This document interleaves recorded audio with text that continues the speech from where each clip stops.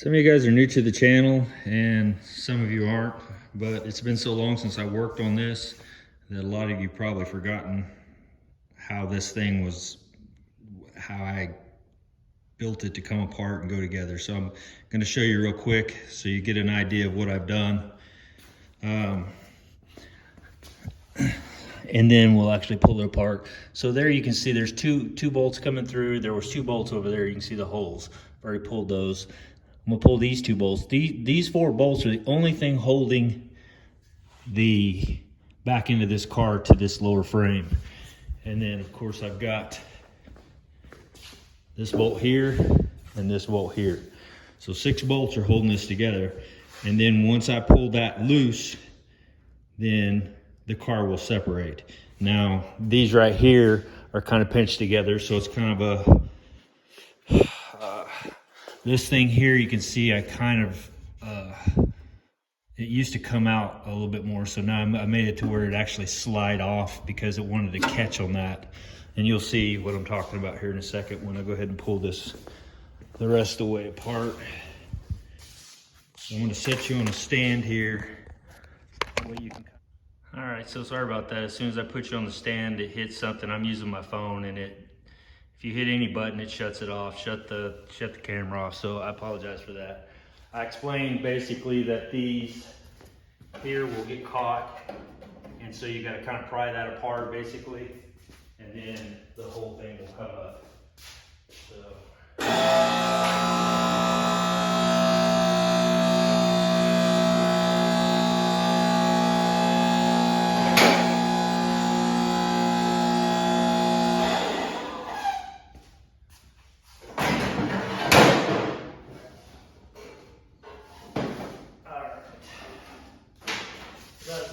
That's separated. So like I said, 6 bolts separates the car.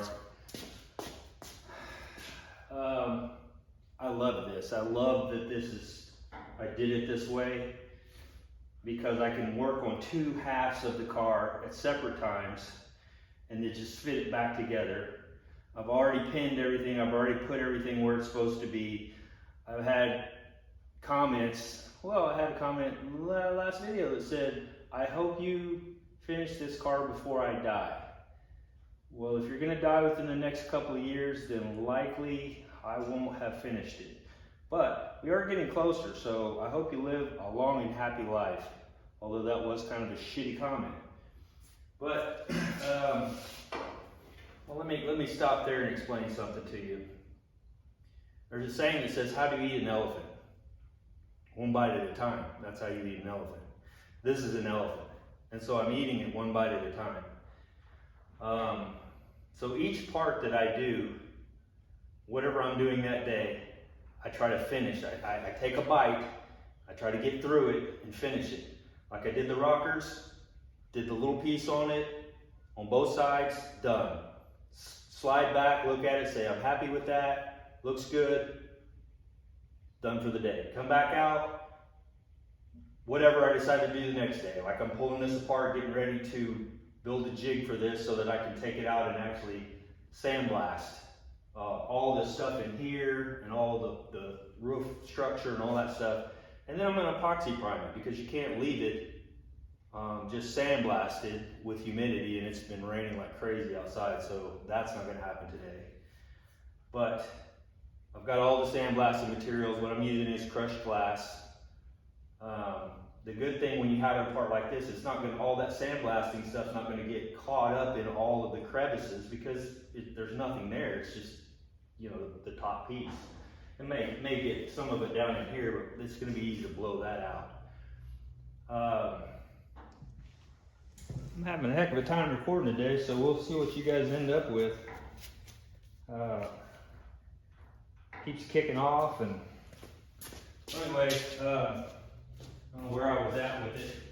Having 2 pieces is really awesome because now you can just move the car bottom out and work on it separately if you want to.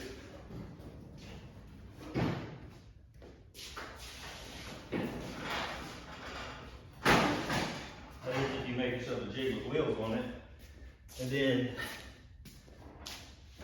you got this that you can drop down and do whatever you need to do in here. So let me let you take a look at what we got up in there.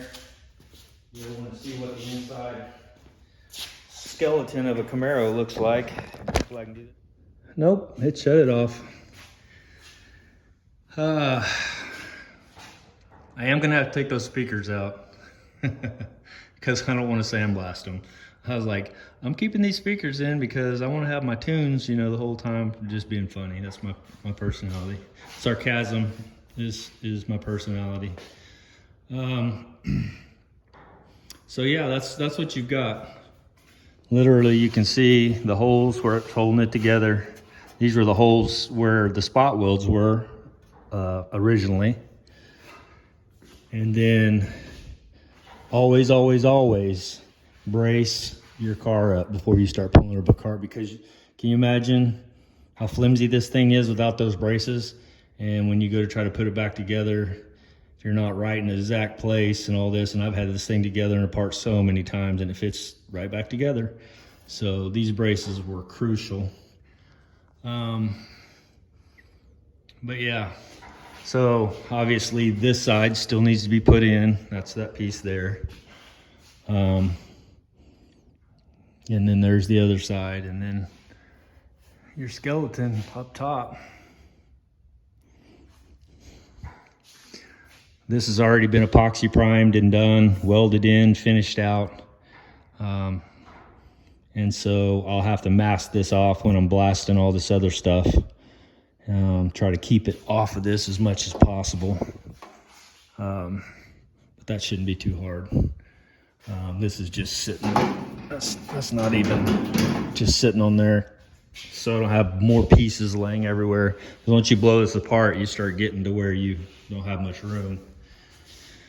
That would normally be outside. That's why I decided I wanted to get that running, because I can pull it out. Like yesterday, I pulled it out in the yard and left it there until I was done working, and then I pull it back in. Well, there's no way I'm pushing this thing out. No way, it's just too heavy. This thing's, I don't know how many thousands of pounds, but it's a freaking brick. So, especially with that big block in it now. But, so yeah, it took a lot longer to get that going than I wanted. A lot more fabrication than I thought was gonna happen, but there it is. And so I need to get exhaust on it before it's actually drivable. There's a few odds and ends that need to be cleaned up, but other than that, yeah, for the most part, I could drive that. And so yeah, I got my top on the back there. It's where I chose to put it. It's just you start running out of space. So what I'm going to do is take my new subframe and this rear end, as soon as the third member comes in, I'm going to put it over my other garage and cover it up and protect it real good, kind of like what I've got here. That'll free up all this space as well. And then I'm going to figure out something to do with these chairs and stuff too. I bought this bumper here for Betty, which is my station wagon, because half of the bumper is ripped off on one side. And so I found that and picked it up pretty cheap. So someday I'll paint that and whatever and get it on. But right now we're gonna focus on this bad boy. So yeah, again, you can see in there it's all been seam sealed on both sides. It's already been epoxied inside. This is all taken care of, so yeah, I'll have to mask this off because I don't want to be blasting back up in there and all that stuff. But while I had that, while I was doing this, I took care of all that. And right there, I need to go ahead and seam seal that seam. Remember, I don't know if I was talking to you about that or not. That part of the video may not have came through. But anyway, all this is seam sealed, but this seam right here on the inside is not seam sealed, so I just need to scuff that with some red Scotch-Brite on the inside here, and then run me just smear me a seam across there, just for extra, you know. And I have already shot epoxy down. You can see where it's run down. I've taken a syringe and shot epoxy down through here inside to protect all those welds. So now it's just getting the shell. So See, these are unlocked. Just bring this back down. And I can pull that package tray out, go ahead and pull those speakers out.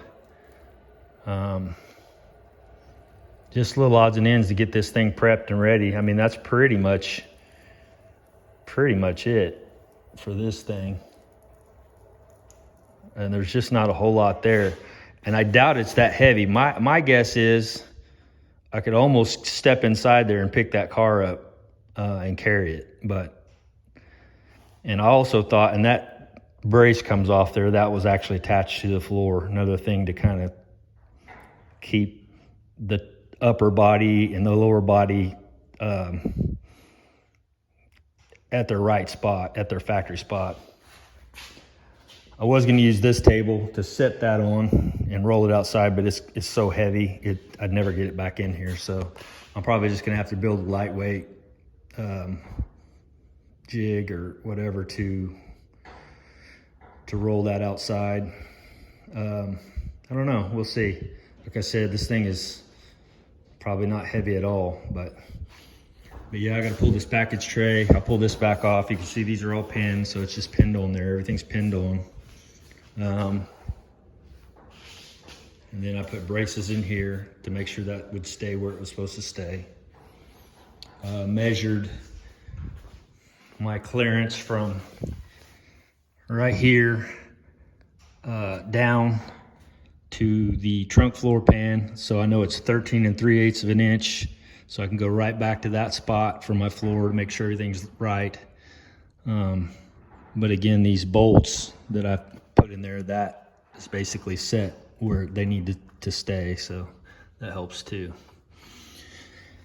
Anyway, I'm gonna get after pulling that out. That's not gonna be something anybody wants to really watch. So yeah, there you go. There's your two halves of a car. You can kind of get a look at this if you want.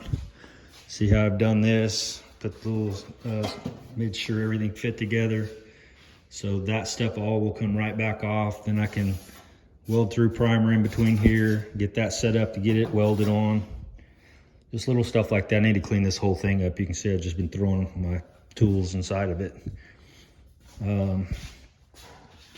Yeah, this stuff here all needs to be weld through primed and holes popped for welds, and so there's lots of stuff like that that's going to need to be done before I can actually put this together for the final time. And I'm sure I'll probably have to go over this with a fine-tooth comb to make sure I don't miss anything. But yeah, so yeah, actually this floor here, this section, I can unbolt it. I've got it bolted down right inside there. Yeah, I don't see the bolt. Oh, it's back. That's back here. There's a bolt. There it is. That bolt there, locked down. Can unlock that bolt, and then this whole thing, that it's here. That was a factory point. Here is a factory point. So basically right there, I've got studs coming up out of there that go right into the frame. And so that will all just lift right back off. So I could take all that off if I wanted to. And all I would have left is the trunk and the frame. So yeah, it's like a model, just pop it apart. But I noticed that's where I welded the shock brackets on. Looks like it got pretty good penetration. That's good. So yeah, if you guys got any questions, I mean, oh, I did have a guy that had a question about, what was it? I think where the rear frame actually comes up here, this frame that I bought is for a 67 through 69, but the 69 I think is an inch or so longer, and you have to cut that off. And I did that in one of the videos, and I never did find the template for it. But I thought if there's a way I can make a template for the guy, I may try to do that just real quick, just to, you know, just to help the guy out on his build. But yeah, this stuff just bolted on there, pop right back off. So that's what I'll have to do if I do that, do the template thing. But yeah, I enjoy it. This is fun. I enjoy the helping people with their projects, and it takes a long time to think through a lot of this stuff. You can see all the markings, you know, that I put on here, 1 3/4, half, for whatever I was doing that day needed to be just right. I mean, it's just a lot of time. You can't just throw these together. You can't just run through them, like, you know, unless you do it every day for, you know, for a living, and then yeah, you're probably just second nature. But like when you're doing this kind of stuff to this level, it's just not smart to rush it, basically, is what I guess I'm getting at. And so yeah, for the people who want to see it done, man, I mean, yeah, eventually. But again, like I said, I can't eat the elephant all in one day. I'm gonna have to take it a bite at a time, and it would overwhelm me to try. So that's why I pick one project and do that project, and then I slide back and I go, man, I really like that. That turned out nice. And then I'm happy. And then next day come in and go, okay, I think I'm gonna do this today. Done, okay, I'm happy. And eventually it comes together. So I am not in a race and I'm not rushing, and clearly you guys understand that because it's been years. I mean, literally. But life has been happening too. I mean, I've had lots of other stuff happening. My wife's staying home with my little girl now, so you know, just things, there's just life changes. So you just got to roll with it and keep going. All right, guys, see you.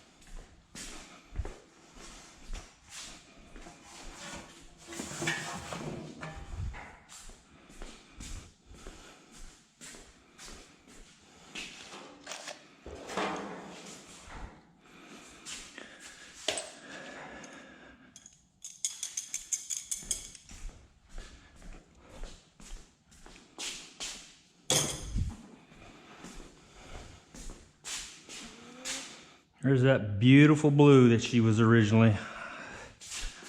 I'll clean that up a little bit and take a look at it. Church Face Garage.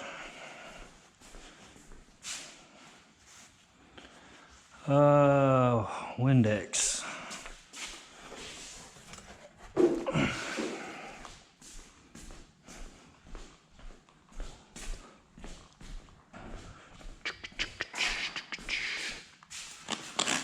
What we can see here.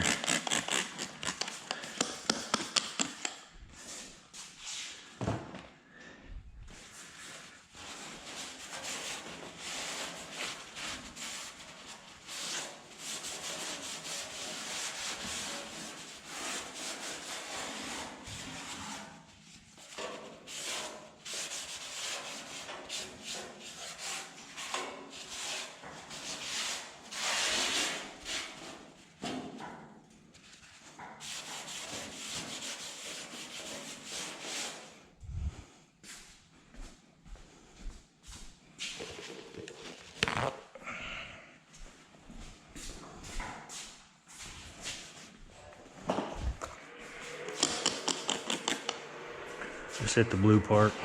Looks like somebody painted this at some point, some kind of black.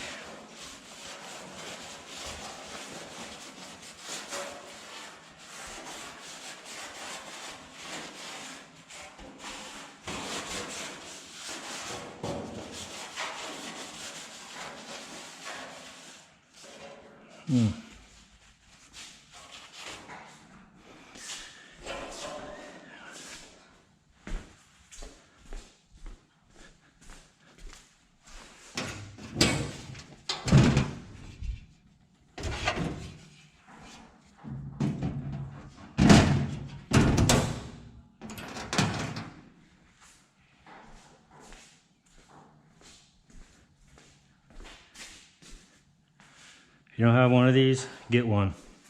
They're amazing. Hopefully the battery's not dead. Put my glasses on. Oh yeah, it has a magnet on the bottom of it too, so you can do all kinds of cool stuff with it. I bought this on Amazon, and it's so bright. And you can hold it down. I don't know if I've showed this before, but then it's like sunlight. So then it'll show the colors like the sun. I use this for my paint correction and seeing if it's covering good and all the rest of the stuff. You can go dim, off, and back on to full white light, like what you would have up here. And then again it turns, that's the white light, like that up there. So I didn't get it all that clean, but that's cool. Sounds like it's hailing outside. Yep, that's hail. That's nice. My wife's car's outside. I should probably go take care of that.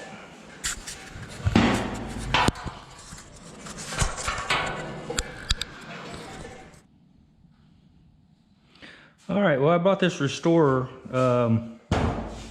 some months back. I haven't really used it because I haven't needed it, but a guy on Instagram that does professional restorations said he bought it and he really liked it. I was looking at the one from Eastwood, but the one from Eastwood was really expensive. And he said he likes this one, and the discs are a lot cheaper. So I thought, well, you know, I mean, this disc right here from Eastwood, I think is like 50 bucks. So this one here is like 15, I think, or something. So I ended up getting this, and so now's a good time just to see what we got. I think this is, I don't remember if it's 220 or I don't remember what the paper is on that, but that's basically what you want to use for stripping this. But we're going to try this anyway, and then I'll show you how to change this out. It's really quick and easy, so I'm not going to do a whole lot of this because I'm going to end up making a bunch of stuff that I don't want to breathe, so hang with me.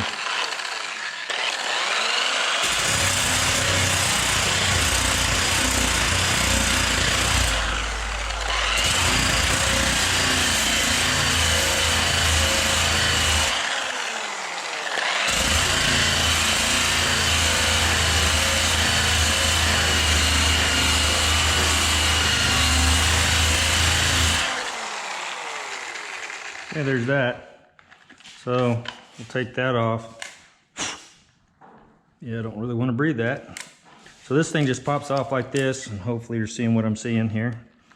And then that actually hangs on to that one. This slides out.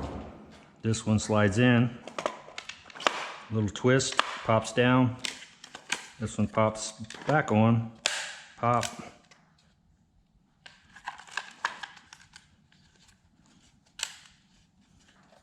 Maybe this one goes pop. There you go. That one, then that one, then there you go. Let's try over here and see what difference we got. And this has different speeds too, so maybe I need to go faster. I don't know. Also, it has this, which is cool.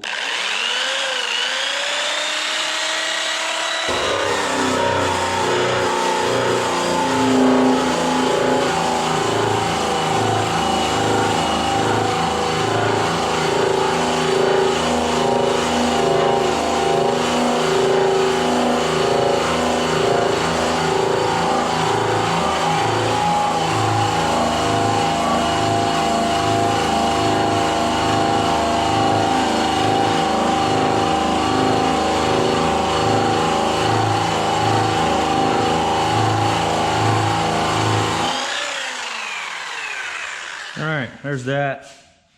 Again, I'm trying not to breathe this because it's floating around everywhere. Normally I'd have my mask on, but can't really talk through it, and I got this GoPro on, so kind of give you an idea. And yeah, I spent a little bit more time on that. I think I could take that all the way down. Is it as good as blasting? Probably not. It's not going to warp this panel. Now, these inner panels, not as concerned about. Outer panels, yeah, not so much. But this thing would probably be good for taking the EDP primer off if you're going to strip your stuff all the way down to bare metal.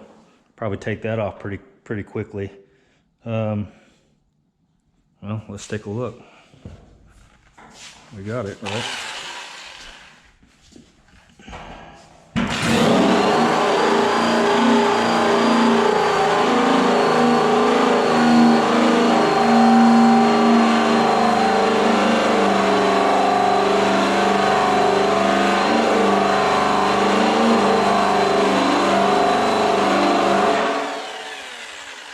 It's not hot at all. Not at all.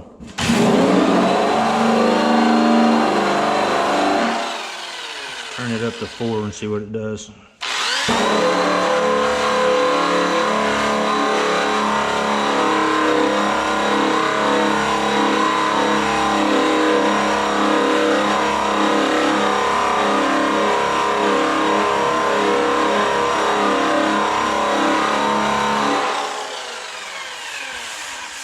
Now, clearly that's going to produce more heat, but it didn't actually. It feels fine. Let's take a look at, let's do this again real quick. I love new toys.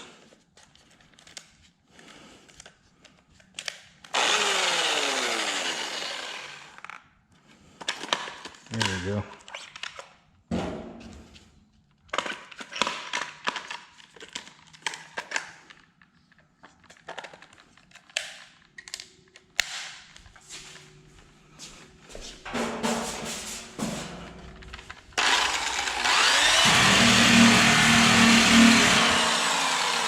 Turn that down.